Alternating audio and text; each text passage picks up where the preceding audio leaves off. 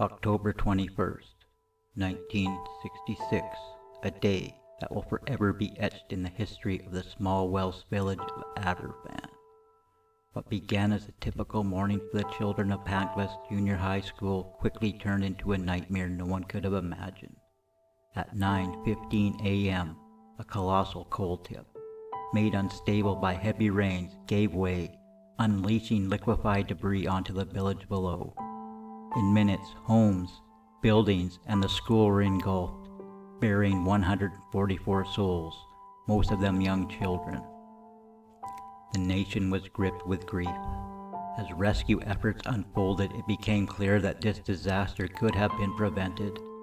Warnings from the villagers had been ignored by the National Coal Board for years. As the nation mourned, the eyes of the world turned to them. The royal family, led by Prince Philip, visited the village the very next day.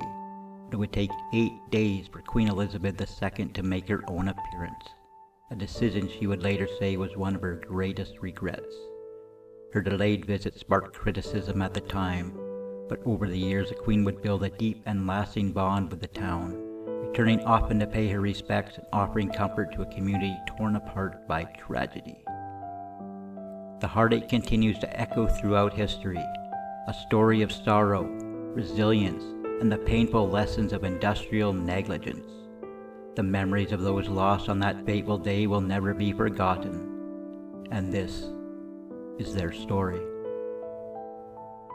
Aberfan was a coal mining community, and for years the spoil from the mines had been deposited in large mounds or tips on the hills of the village. Tip number 7, which was involved in the disaster, had been placed precariously over natural spring, making it unstable despite previous warnings from locals about the potential danger. The National Coal Board ignored their concerns. In the days leading up to the disaster, heavy rains had saturated the spoil tips, weakening their structure. On the morning of October 21st, at around 9:15 a.m., as the children of Pankhurst School were starting their day, the tip collapsed. Over 100,000 cubic meters of water-saturated debris flowed down the mountain at high speed, destroying everything in its path. The school took the brunt of the avalanche, burying classrooms in thick coal slurry and sludge. Rescue efforts began almost immediately, but the enormity of the disaster quickly became clear. Sadly, most of the children and staff in the school were killed. This disaster triggered a wave of national grief and anger. The public was outraged by the negligence of the NCB, which had failed to act on repeated warnings about the instability of the spoil tips.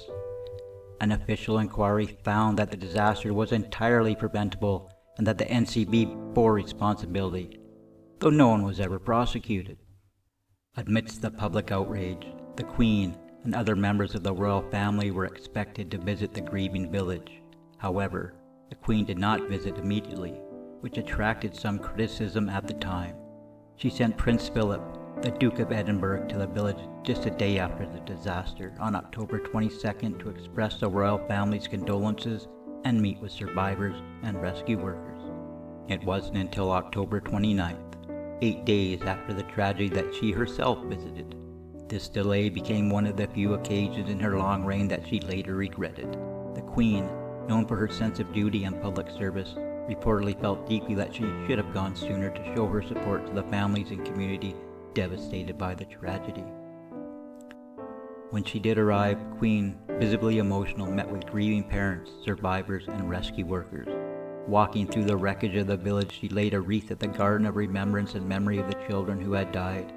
Photographs of the Queen's visit show her walking somberly among the ruins of the village, her normally stoic demeanor giving way to sorrow.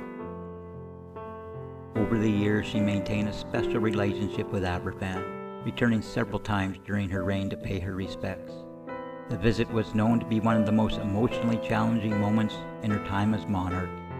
Many villagers, initially hurt by her delayed response, later appreciated her ongoing commitment to the community in the years following the disaster.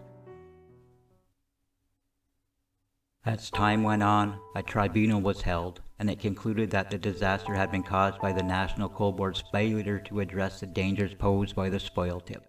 Despite this, no officials faced criminal charges, adding to the community's grief and sense of injustice.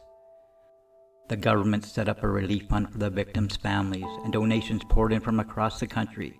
However, there was further controversy when the NCB used part of the relief fund to pay for the removal of the remaining spoil tips, an action that many felt they should have paid for themselves.